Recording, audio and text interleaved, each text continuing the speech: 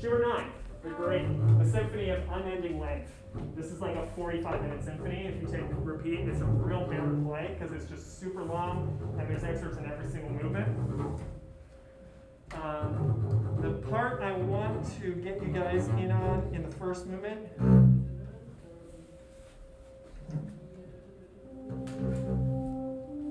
starts out very nice horn solo. This is like, it's one of these pieces where this melody is going to show up in each movement. It's cyclical in that way. Works great. This whole introduction happens and happens and happens. It's a little too long in my opinion. But then we're going to close it.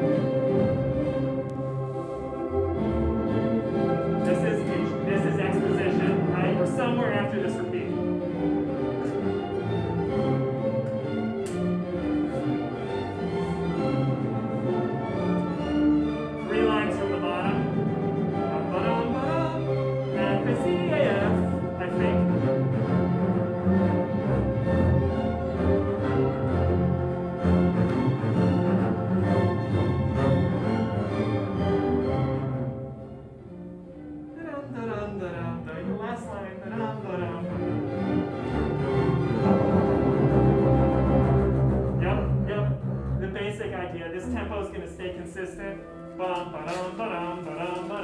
Nothing too big to worry about.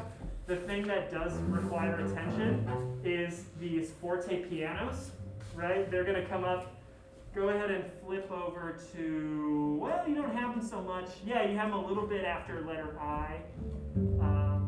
Ba-bum, right? Dum-da-dum-da-dum, right? You have these sforzandos on the ends of things. Very, very similar to sforzandos. Basically the same idea. It's just a lot of attention to detail, and at the end of this, you have this long, long crescendo that needs to be paced. So remind yourself it has to start piano, and then it has to stay piano for a long time, because if you don't stay piano, you'll have nowhere to go when you make this crescendo, right? So you really have to restrain yourself for a really, really long time, right? That's the main takeaway from this. Let me see if I can find it. Can we start out with a long G? Yeah, you can try. Yeah.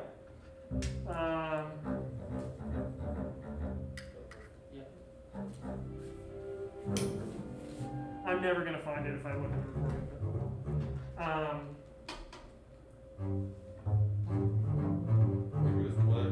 Yeah, well, I'm just a little too. I'll conduct you into, starting when the notes start to move after the long G on the page with I. Does everyone see? After letter H, you have that really long G and then a little melody. Double dotted half note, and then after that, where we go to piano, starts on C, G, C, D, D, da, da, where you get it back. All right, I can conduct you. I can try to conduct you in two anyway. I'll give you 2 whole measures for nothing. Everything comes all the way down, stays piano. I'll give you 2 full measures. 1 and 2 and.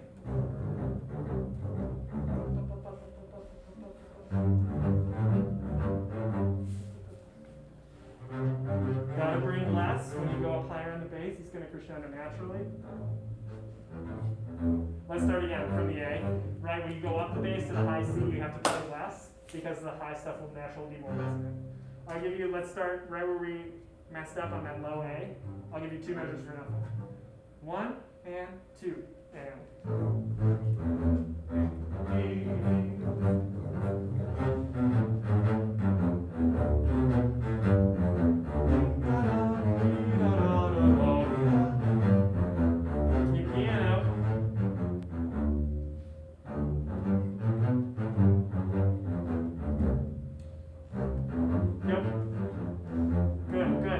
Skip a little to where the crescendo starts, right? We have a high E, right? I'll give you 2 measures for it. Starts piano, we're still in piano at the beginning of this. You gotta wait. You've got like 16 bars until you're forte, and then another 8 until you're double forte. So really wait, don't pace it. Don't do the math and pace out your crescendo. Really just concentrate on waiting until the very end and pacing it out on the last 3 or 4 bars, right? So right from that first high E where the crescendo starts, I'll give you 2 measures. 1 and 2 and.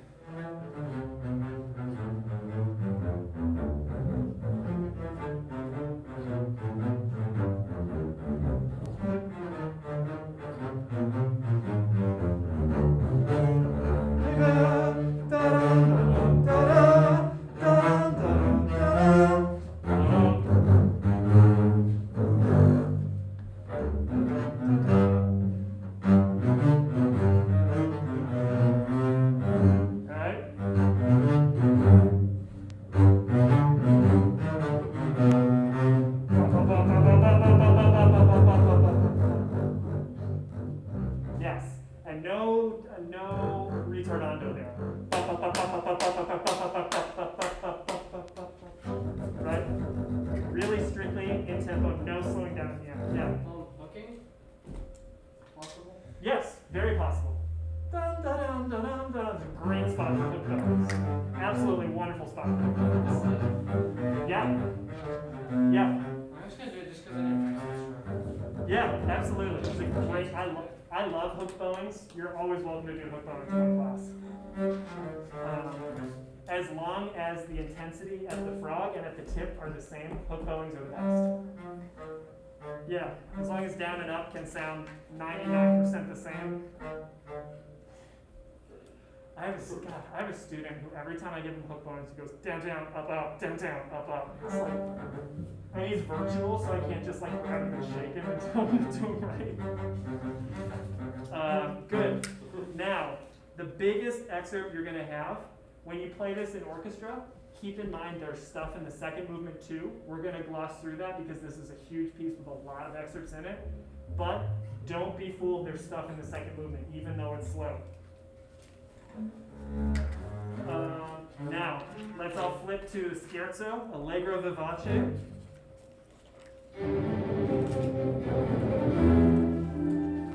Immediately we have lots of problems.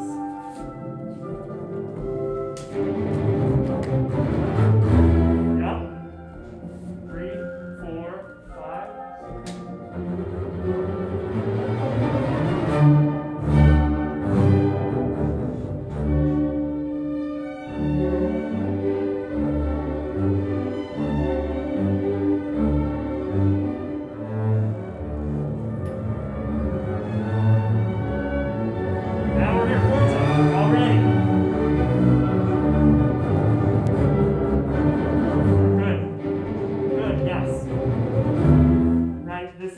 This is our spot, right? My fault. I'm gonna start it one more time. We're gonna keep going. I always want to put that the E short. Yeah. It's maybe a half note with a rest, but left hand is good. Yeah. Let the bass ring through full down. Yeah. All right. Let's go. We'll continue until the end of this excerpt. So here we go. I'm gonna start again. No, we're gonna keep going.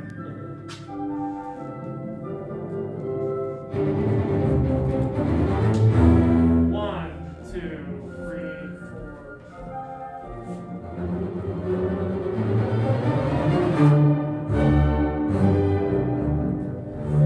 Yes.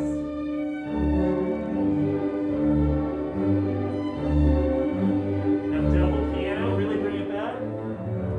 F sharp minor. C sharp, F sharp. Now we're in D, home key.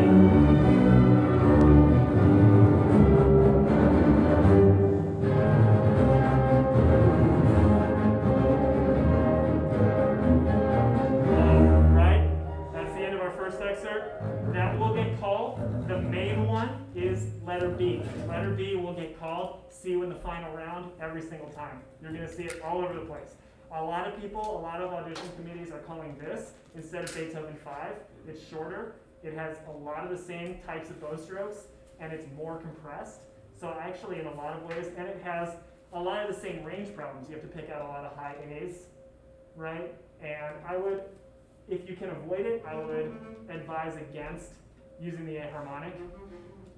It's very tempting in a lot of ways, but I would advise against it.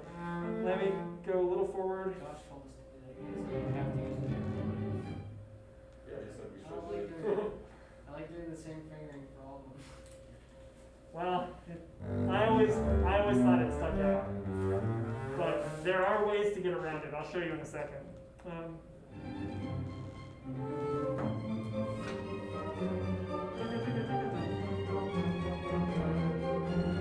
I passed it. Hang on.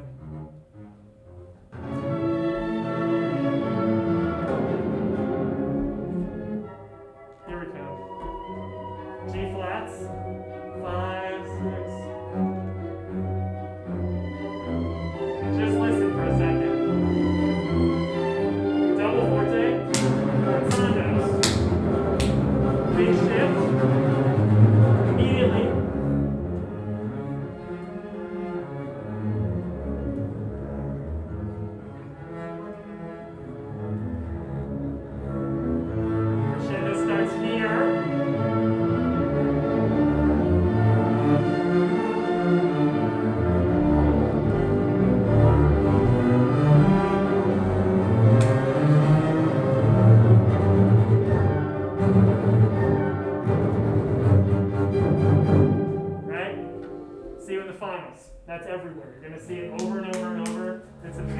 talk. Let's talk about it for a few minutes. I personally think it's really vital to know what the chords are and how they're changing. But, oh God, I haven't looked at this in a minute. Give me a second. Good luck.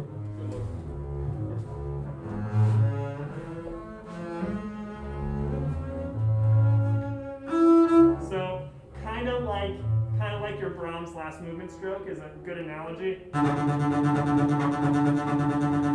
Even a little, it's definitely a little lighter than your Beethoven trio is going to be. I would think on but with some pop to it, and it can bounce if you've got it, but it's totally fine. You just have to remember that. Right?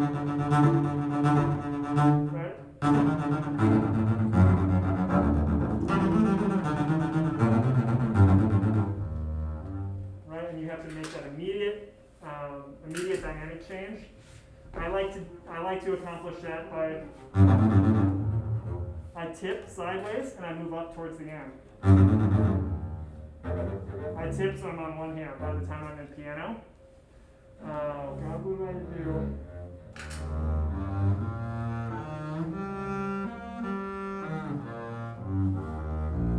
Yeah, that's what I do.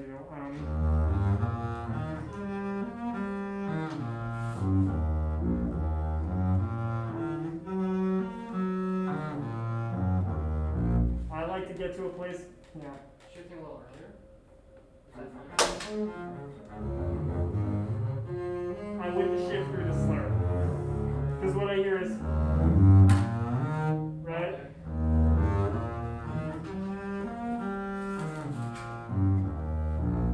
Unfortunately, because of the way this is balanced, if you're going to commit to not shifting through the slur, you need different fingerings coming up and going down because they don't work out. Right? So you can, if you can get away with it, but you'll have to shift through two slurs. Right? Or you can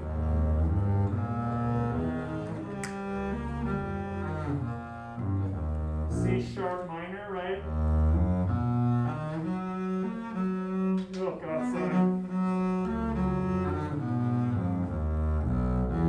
I skipped a line, didn't I? C sharp minor.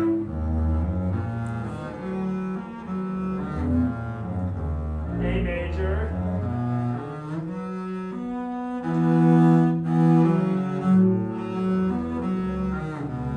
D minor.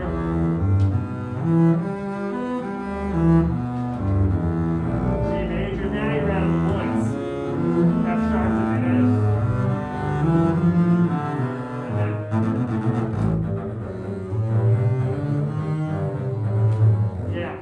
And then at the end, right at letter C, the fingering I like for these octaves is to go 4, 4, 1.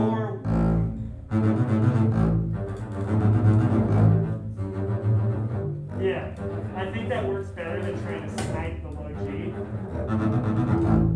It's just a lot of movement all at once. It's the string crossing and the shift at the same time. I find it a lot more efficient to go. Right? Also, if you're in an audition and you're looking for spots for extra attitude, I really like the ending of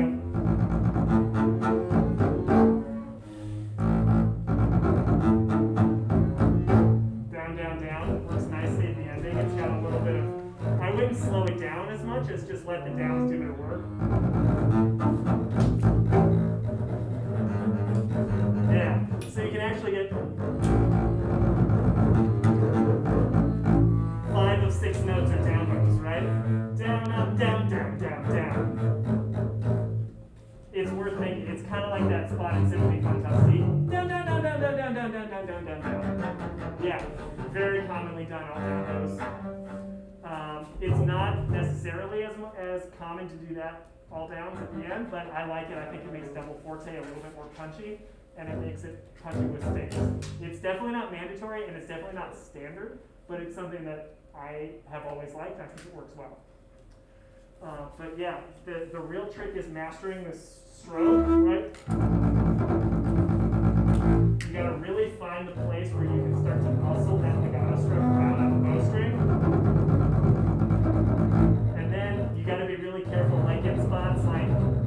like the beginning of line 2, right, where you have to do it quiet.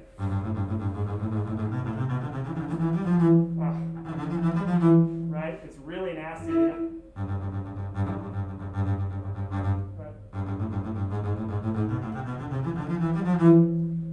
Another fingering that I think works really well for that is 4, 4, 1, 4, 2, 4, 2, 4, 4, 1. Come back there. That'll put you in position more than trying to shift over the bar line. Works nicely. This stuff at the beginning, the chords are actually quite easy when you get there.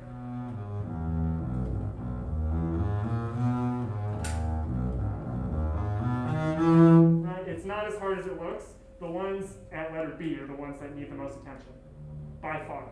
So I would take a tuner, just do everything you can. Bowing and rhythm variations are huge on these, but when you put it back together, that half note quarter note needs to keep its rhythmic integrity very, very strictly.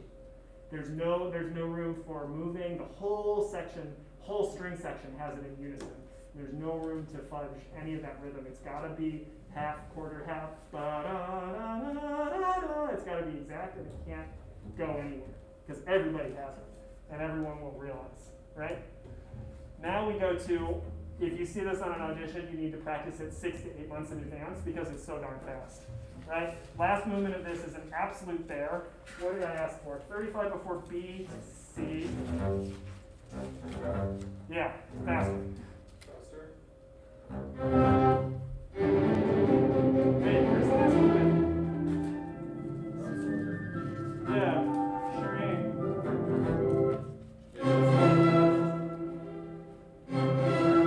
It's a problem.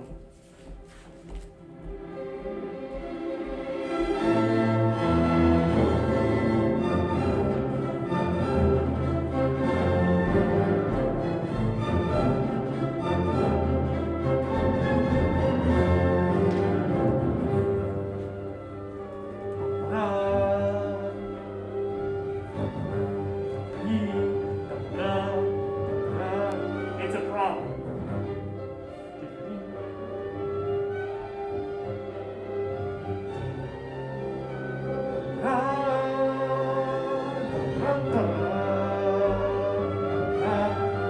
Right? We got a lot of problems brewing.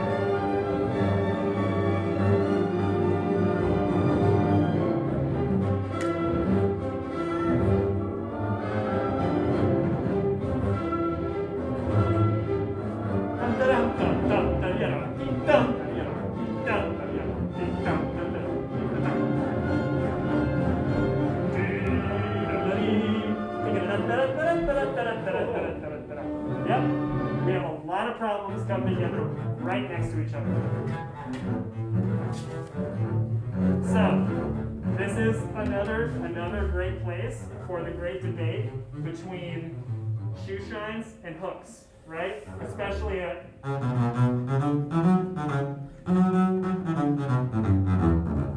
right? You can do that. Hooks are fine. It's definitely on the very hairy edge where you can pull off hook bowings, right? If it works for you, you can also start that down. Right? And shoe shine. Right? Both are options. Personally, I prefer to try to get the hooks. It always sounds better, and I always feel the shoe shine, you lose any hope of getting any length in the long notes. It just sounds like ta-ta, ta-ta, ta-ta, which in some cases is fine, but in the case of an audition, I generally want, even in fast tempos, you want, as opposed to, you just lose that length a little bit on the long note, and to my ear, it just sounds too clipped, right? Spots like, where is it? At the end of the line of the third line of this excerpt, where you have, don't mess around, just do it on the D string.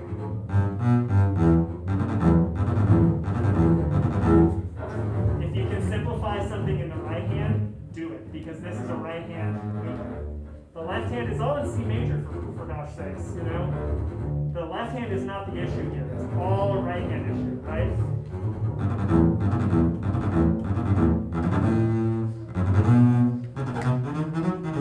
Right?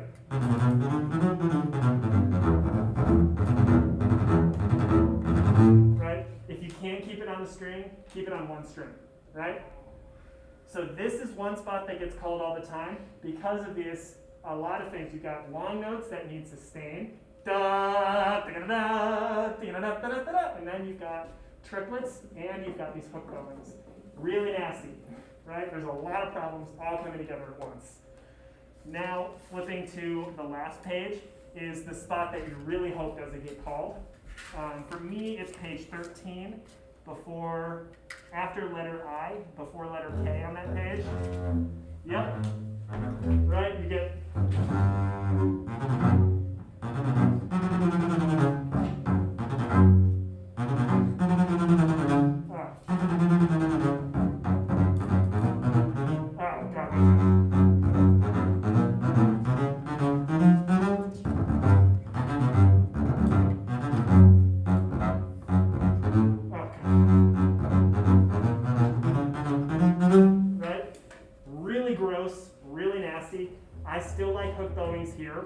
It just seems to work better for me. It's a speed game. Don't try to eat the whole elephant in one sitting. Start as slow as you can, and by next week you'll have gotten where you've gotten. Don't try to push it faster than you can play comfortably. It's going to come with time. This is a clarity game as much as it is. Just like in Brahms 1, just like Mozart 35, slower and clean is always going to sound faster and sound better than up to tempo and gross sound. It's just how it is. Cleanliness and articulation is the name of the game here, right?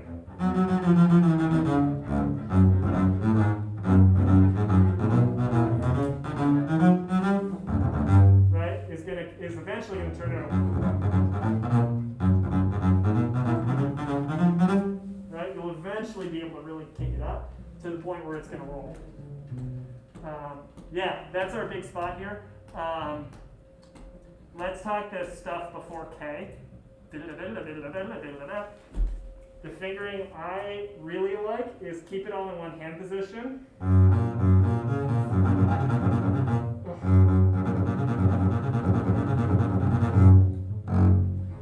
Works just fine.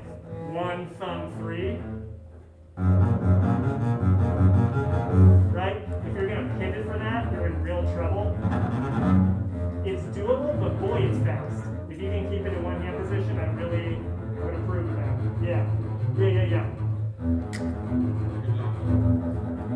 Yeah, you could pivot, but you've got that. You can. Yeah, you sure can. You can.